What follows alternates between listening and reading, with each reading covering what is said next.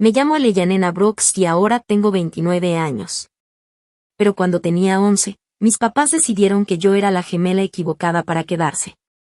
No lo dijeron así directamente al principio.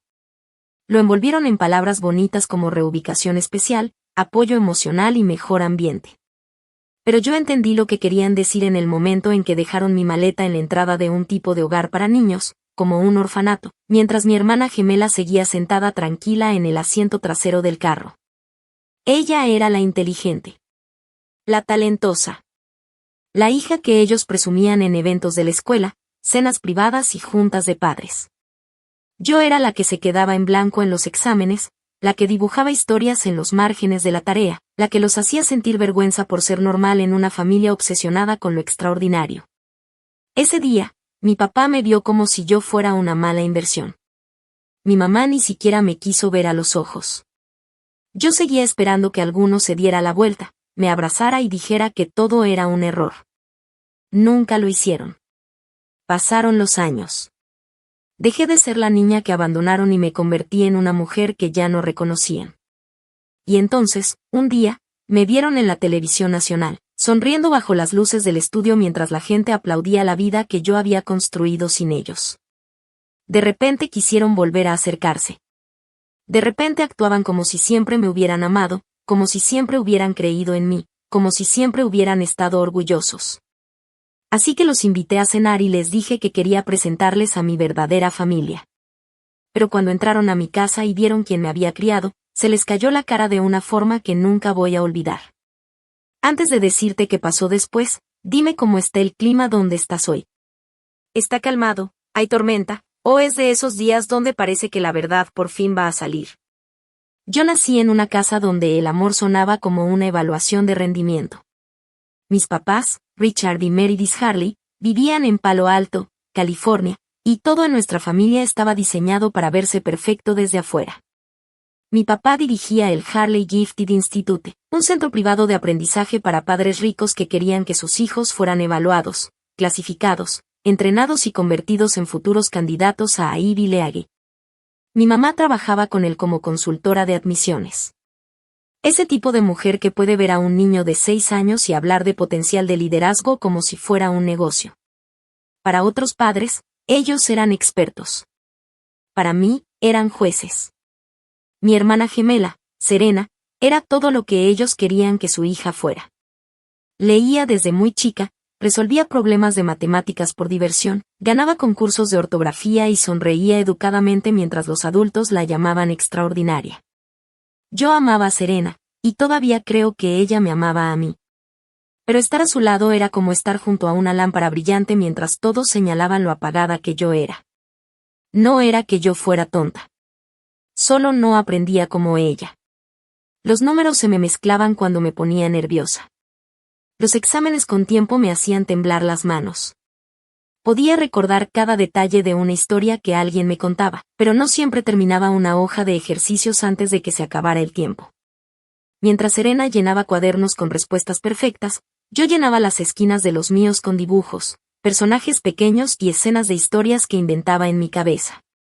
Mi papá decía que eso era desperdiciar papel. Mi mamá lo llamaba evadir la realidad. En la cena nunca me preguntaban qué me hacía feliz. Solo preguntaban qué calificación saqué, qué sacó Serena y por qué yo no me había esforzado más. Si Serena sacaba 98, lo celebraban. Si yo sacaba 76, les daba vergüenza. Una vez mi papá tocó mi boleta con el dedo y dijo: "Lo promedio es lo que pasa cuando un niño se niega a mejorar". Mi mamá agregó: "Tu hermana representa el nombre Harley. Tú estás haciendo que la gente lo cuestione". Yo tenía 10 años cuando entendí por primera vez que en mi casa el amor no era automático. Se tenía que ganar, y Serena lo estaba ganando mucho más rápido que yo. Lo peor era que Serena nunca usaba eso en mi contra. Cuando nuestros papás no veían, me ayudaba con la tarea, me pasaba comida cuando me castigaban, y me decía en voz baja que yo era buena en cosas que ellos no entendían. Pero ella también era una niña. No podía protegerme de adultos que ya habían decidido cuánto valía yo. El año en que todo se rompió, mis papás nos estaban preparando a Serena y a mí para un examen de admisión a una academia privada muy famosa para niños superdotados. Decían a todos que sus hijas gemelas estaban aplicando. Habían impreso folletos del instituto con niños sonrientes y palabras como excelencia, disciplina y potencial. Detrás de puertas cerradas, yo lloraba sobre los exámenes de práctica hasta que el papel se me hacía blando en las manos. Mi papá decía que llorar era manipulación. Mi mamá decía que si los avergonzaba, sería mi culpa. Serena pasó el examen sin problema. Yo lo reprobé. Y no poquito, lo reprobé tan mal que la directora de admisiones sugirió con cuidado que tal vez yo necesitaba otro tipo de ambiente de aprendizaje, con menos presión y más apoyo emocional. Mis papás no escucharon la parte de apoyo. Solo escucharon fracaso. Durante 2 días la casa estuvo en silencio alrededor de mí. Luego, una noche después de cenar, mi mamá me dijo que hiciera una maleta pequeña porque habían encontrado un lugar que podía manejar a niños con mis necesidades. Yo pensé que era tutoría. Pensé que por fin me estaban ayudando. A la mañana siguiente, me llevaron manejando cruzando la bahía hasta un lugar en Oakland llamado Harbour House. No era exactamente un orfanato antiguo, pero para una niña de 11 años viendo a sus papás firmar papeles en una recepción, se sentía como uno. Mi papá le dijo al personal que yo era rebelde, inestable e imposible de manejar. Mi mamá dijo que ya habían intentado de todo. Yo estaba ahí con mi mochila apretada contra el pecho tratando de explicar que yo no era mala, solo estaba asustada. Nadie me preguntó qué estaba pasando en mi casa. Mis papás dijeron que era temporal, pero sus ojos ya no estaban conmigo. A Serena no la dejaron entrar. La vi desde la ventana del carro, pálida, llorando, con una mano pegada al vidrio. Corrí detrás de ellos cuando se fueron. Un trabajador me sujetó suavemente de los hombros mientras yo gritaba por mi mamá. Ella no se volteó. Mi papá abrió la puerta del carro, se detuvo un segundo y dijo: Tu hermana tiene futuro. Tú necesitas gente entrenada para tratar con niños como tú. Y luego se fueron. La primera semana, yo dormía con los zapatos puestos porque de verdad creía que iban a regresar en la noche a buscarme y llevarme de vuelta a casa. Escribía cartas todos los días. Me disculpaba por mis calificaciones. Prometía que iba a dejar de dibujar. Prometía que iba a ser más inteligente si me daban una oportunidad más. Nunca llegó ninguna respuesta. La primera carta que regresó venía cerrada, con un sello rojo cruzando el sobre. Ahí entendí algo muy claro: no me habían llevado ahí para ayudarme. Me habían quitado de en medio para que la familia Harley siguiera viéndose perfecta sin mí. Harbour House no era un lugar cruel, pero sí era solitario de una forma que yo nunca había sentido. Había niños que habían perdido a sus papás, niños con padres en la cárcel, niños cuyos hogares ya no eran seguros, y niños como yo, que todavía tenían padres vivos en algún lugar, pero que habían sido tratados como un problema demasiado pesado. Con el tiempo dejé de decir mi apellido. Porque Harley significaba algo en esa parte de California. Algunos trabajadores habían escuchado del instituto de mis papás. Otros se quedaban confundidos cuando sabían de quién era hija. Podía ver la pregunta en sus caras. ¿Cómo pueden personas que enseñan a otros a criar hijos, dejar a su propia hija aquí? Yo también me lo preguntaba cada noche. Al principio esperaba llamadas de mis papás. Luego esperé a Serena. Luego esperé a cualquiera. Serena logró mandarme una tarjeta de cumpleaños meses después a través de un consejero de la escuela. Tenía un dibujito de 2 estrellas dentro y decía: Todavía soy tu gemela. Doblé esa tarjeta tantas veces que casi se rompió, porque era la única prueba de que alguien de mi vida anterior aún recordaba que yo existía. Mis papás fueron invitados a reuniones para intentar una reunificación. No fueron a la primera porque tenían una conferencia. No fueron a la segunda porque mi mamá dijo que Serena tenía una presentación académica. Para la tercera reunión, su correo ya era frío y corto. Decían que yo me estaba adaptando mejor lejos de las presiones de la casa y que debía quedarme en cuidado especializado. Cuidado especializado sonaba más bonito que abandono. A los adultos les encantan las palabras que hacen que lo feo parezca responsable. Yo me volví más callada. Dejé de preguntar cuándo volvería a casa. Seguía escribiendo historias, pero las escondía debajo del colchón porque todavía creía que ser creativa era algo vergonzoso. Entonces, un sábado por la tarde, llegó a Harbour House una mujer con lentes plateados para leer y una bolsa de tela llena de libros infantiles. Se llamaba Ruth Brooks y era voluntaria en un programa de lectura para niños en cuidado residencial. No me pidió que me presentara. No me obligó a leer en voz alta. Solo se sentó a mi lado en una mesa y notó una esquina de un cuaderno saliendo de mi manga. Yo me preparé para la regañada de siempre. Pero ella solo dijo: ¿escribes historias? Me encogí de hombros. Y ella sonrió como si esa respuesta fuera suficiente. Cuando estés lista, sería un honor leer una. ¿Honor? Ningún adulto había usado esa palabra para algo que yo hiciera. La semana siguiente regresó con su esposo, Miguel. Era mecánico de camiones escolares en Sacramento, con manos ásperas, ojos amables y una forma tranquila de hacer que los niños nerviosos se sintieran seguros. Al principio él hablaba muy poco. Él solo se dio cuenta de que la grabadora vieja de casetes del salón de actividades estaba descompuesta. Sin decir mucho, la desarmó, la arregló mientras todos mirábamos, y luego me la dio diciendo: los escritores también necesitan herramientas. Yo empecé a usar esa grabadora para contar mis historias en voz alta en lugar de escribirlas. Y por primera vez, las palabras salían sin que me bloqueara. Ruth escuchaba cada cinta. Me preguntaba sobre los personajes, los finales, las decisiones, los sentimientos. Miguel me construyó una cajita de madera para guardar los casetes con cuidado. Ellos no veían mi imaginación como un problema. La veían como una puerta. Después de unos meses, Ruth y Miguel me preguntaron si podían ser mis padres de acogida. Al principio no lo creí. En Harbour House venía mucha gente y luego se iba. Que alguien me quisiera para siempre sonaba imposible. El proceso fue lento. Hubo estudios de antecedentes, visitas a la casa, fechas en la corte y reuniones donde los adultos hablaban con cuidado porque sabían que estaban decidiendo toda la vida de un niño. Mis papás fueron notificados. Mi papá mandó un solo correo diciendo que confiaba en el sistema para tomar la decisión más práctica. Mi mamá no escribió nada. Decisión más práctica. Eso era lo que yo era para ellos. Ruth lloró cuando leyó eso, no por enojo fuerte, sino porque entendió lo que me habían hecho. Miguel se sentó en la mesa de su casa en Sacramento y dijo: un niño no es un proyecto que se abandona cuando se pone difícil. En primavera me mudé con ellos. Su casa era más pequeña que la de los Harley.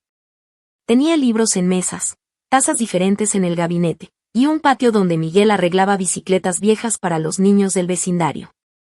Para mí era como salir del frío y entrar al sol después de años bajo luces blancas de oficina. En la cena nadie me comparaba con Serena.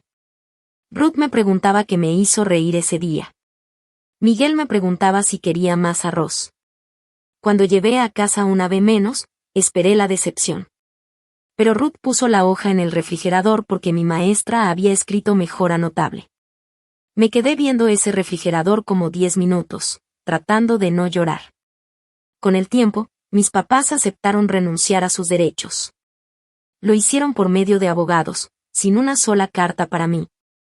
El día que la adopción se hizo oficial, Ruth y Miguel me ofrecieron cambiar mi nombre si yo quería. Elegí Brooks, porque quería pertenecer a las personas que sí se quedaron. Esa noche, Miguel arregló otra vez la grabadora cuando se atascó, y Ruth me dio un cuaderno en blanco con mi nuevo nombre escrito adentro. Elena Brooks. Por primera vez, mi nombre no se sentía como una advertencia. Se sentía como un comienzo. No me volví exitosa de un día para otro. Así no funciona la sanación real. Durante años todavía cargué esas voces viejas. Cuando un maestro me regresaba un examen, todavía escuchaba a mi papá diciendo que lo promedio es fracaso. Cuando alguien felicitaba a Serena por otra beca o premio, me dolía el pecho, aunque la amaba y sabía que no era su culpa. Ruth me ayudó a entender que el trauma no desaparece solo porque la vida mejora. Miguel me enseñó que las cosas rotas se pueden reparar, pero no fingiendo que nunca estuvieron rotas.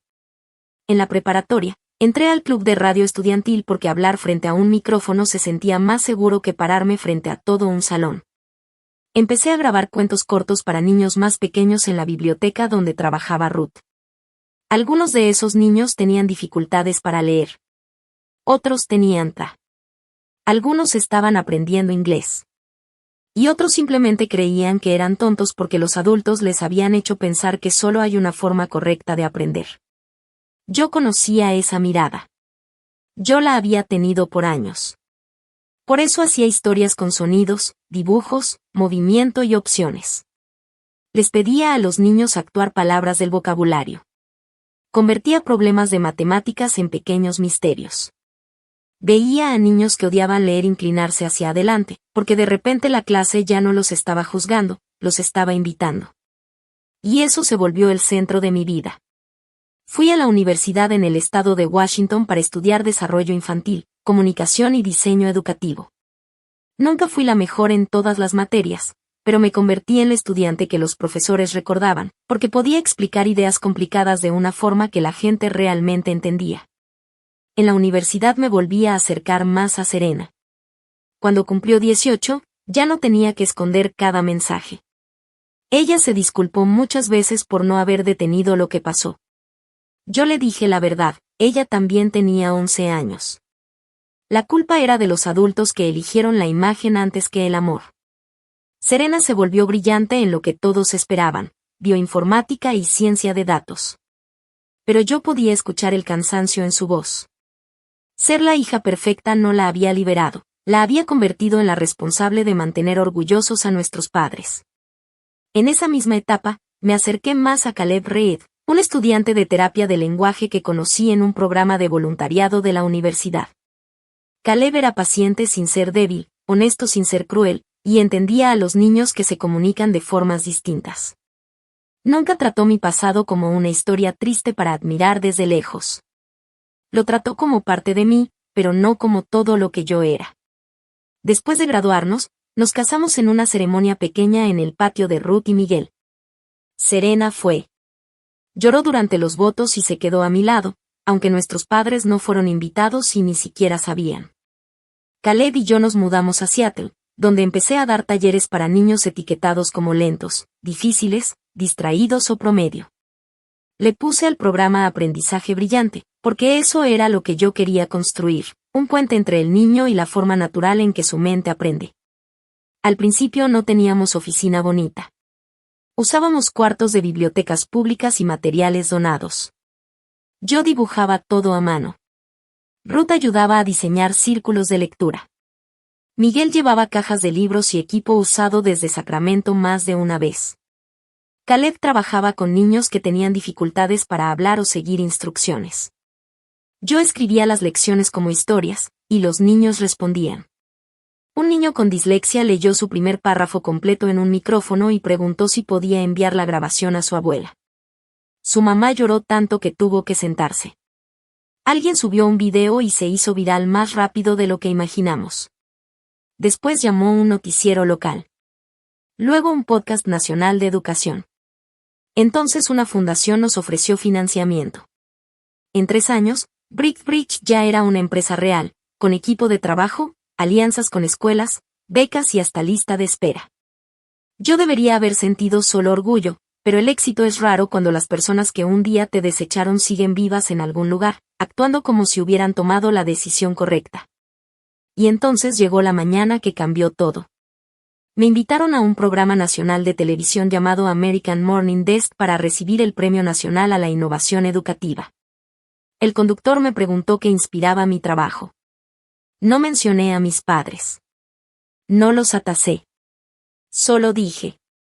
Alguna vez me dijeron que no valía la pena invertir en mí.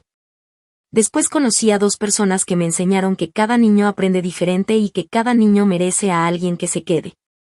La cámara mostró a Ruth y Miguel en el público. Ruth estaba llorando. Miguel intentaba no hacerlo.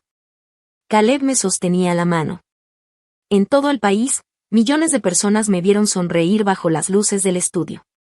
Y en algún lugar de California, mis padres biológicos también me vieron. Durante 18 años no me habían necesitado. Pero en el momento en que el mundo me aplaudió, se acordaron de que yo existía.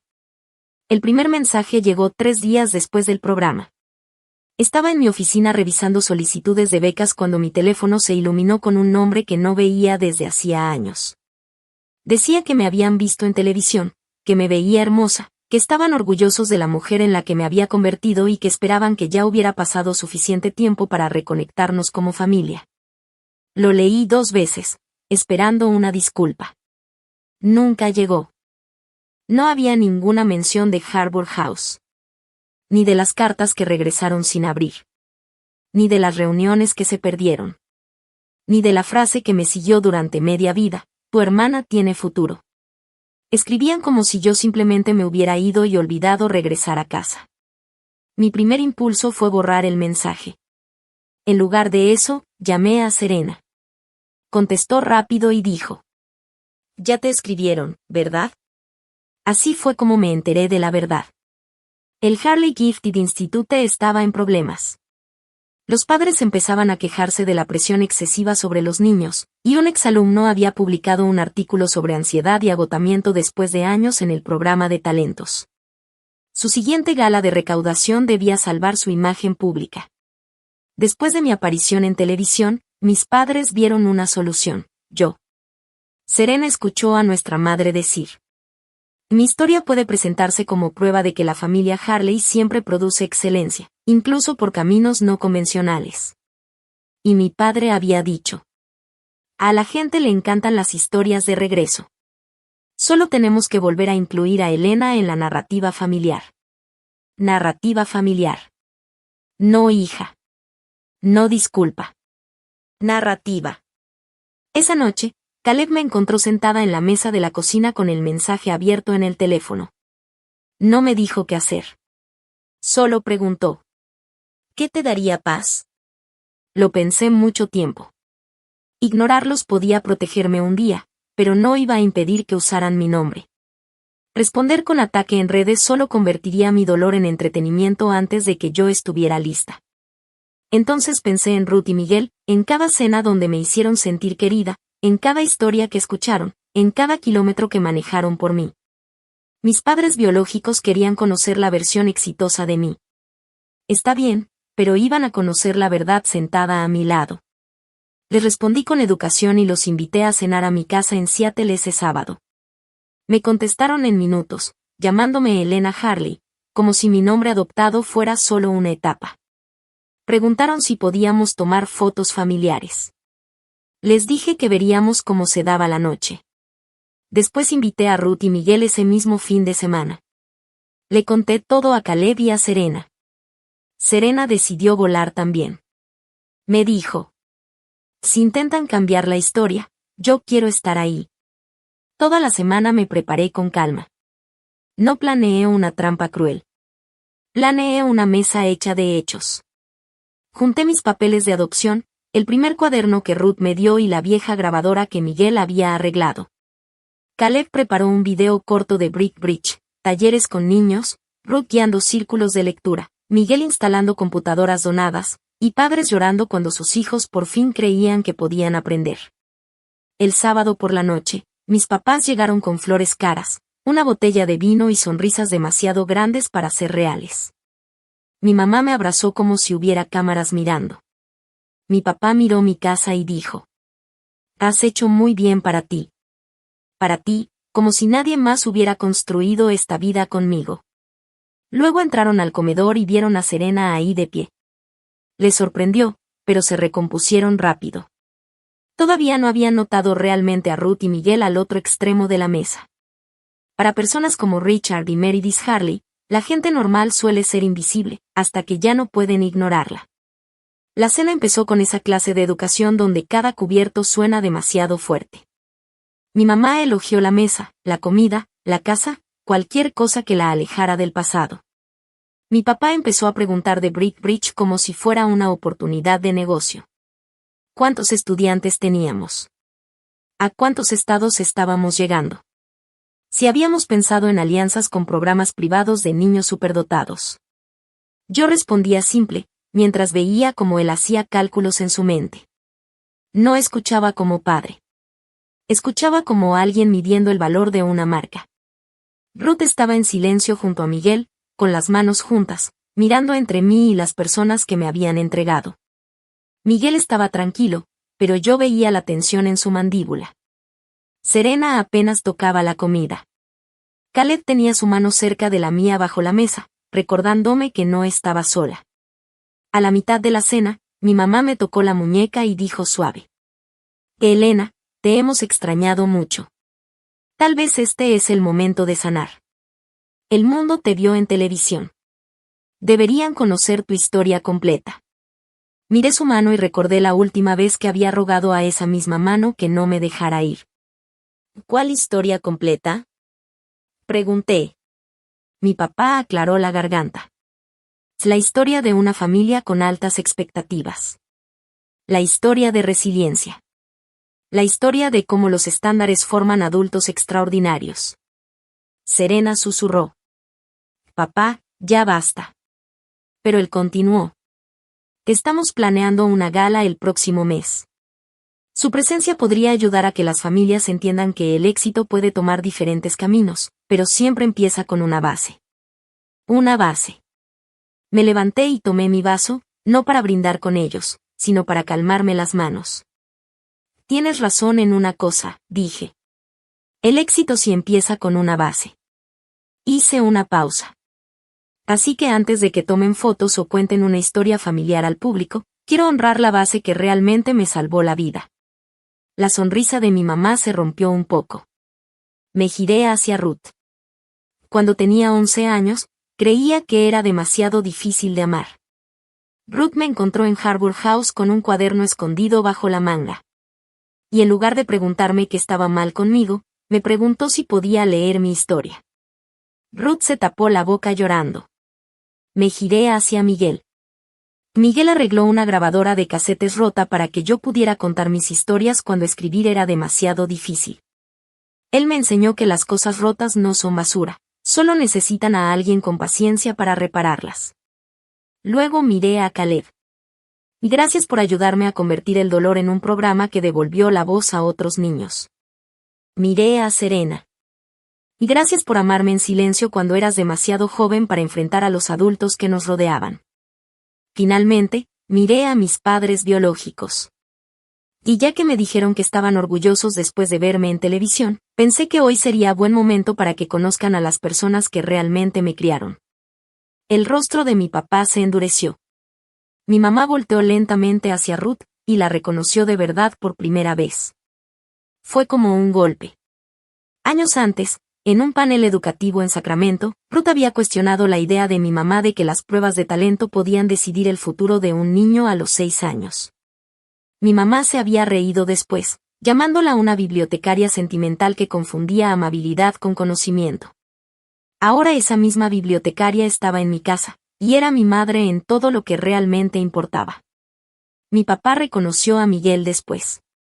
Años atrás, Miguel había reparado autobuses para un distrito escolar que trabajaba con el Harley Gifted Institute. Mi papá le había dicho en su cara: unos arreglan motores, otros moldean futuros. Lo dijo como insulto. Ahora entendía que el hombre al que despreciaba había ayudado a formar el futuro de la hija que él había abandonado. Esto es inapropiado, susurró mi mamá. No, dijo Serena con la voz temblando. Lo que ustedes hicieron fue inapropiado. Mi papá se levantó a medias. Tomamos decisiones difíciles. Estabas inestable. Nos lo recomendaron. Abrí el folder junto a mi plato y puse un correo impreso sobre la mesa. No lo aventé. No grité. Solo lo dejé ahí. Serena es la hija en la que todavía podemos invertir. Elena necesita otro ambiente. Mi papá se puso pálido. Mi mamá miró la hoja como si la hubieran escrito desconocidos. Yo era una niña, dije. No una inversión fallida, no un problema de imagen pública, no un error que podían esconder hasta que fuera útil. Caleb presionó play en el video. La pantalla mostró niños en bibliotecas leyendo en micrófonos, dibujando mapas de historias, aprendiendo de formas que ningún examen puede medir. Mostró a Ruth junto a una niña que tenía miedo de leer. Se mostró a Miguel cargando cajas de libros donados. Se me veía a mí diciendo frente a padres de familia: a ningún niño es promedio cuando alguien se toma el tiempo de entender cómo aprende. Mi mamá empezó a llorar, pero sus primeras palabras no fueron una disculpa. Fueron: ¿sabes lo que esto nos puede hacer? Y ahí estaba. No lo que me habían hecho a mí, sino lo que la verdad les podía hacer a ellos. La miré y le dije: eso es lo primero honesto que dices esta noche. Se fueron antes del postre. Mi papá dijo que me iba a arrepentir de humillarlos. Mi mamá dijo que Ruth y Miguel me habían alejado de mi verdadera familia. Miguel, muy tranquilo pero firme, respondió: la familia real no abandona a un niño y luego regresa cuando hay aplausos. Mis papás no tuvieron respuesta. Salieron de la casa dejando las flores sobre la mesa, con su historia perfecta hecha pedazos atrás de ellos. Por una noche pensé que ya había terminado. Pensé que la vergüenza por fin haría lo que el amor nunca hizo: hacerlos callar. Me equivoqué. A la mañana siguiente, el Harley Gifted Institute publicó un comunicado largo en su página oficial. Mis padres escribieron que su hija adoptiva los había invitado a cenar solo para humillarlos. Que habían pasado años rogando por una reconciliación y que yo había sido influenciada por personas que querían separarme de mi familia biológica. Se pintaron como padres con el corazón roto, castigados por tomar decisiones difíciles en un momento complicado. No mencionaron Harbour House. No mencionaron las reuniones que nunca fueron. No mencionaron el correo donde hablaban de invertir en Serena.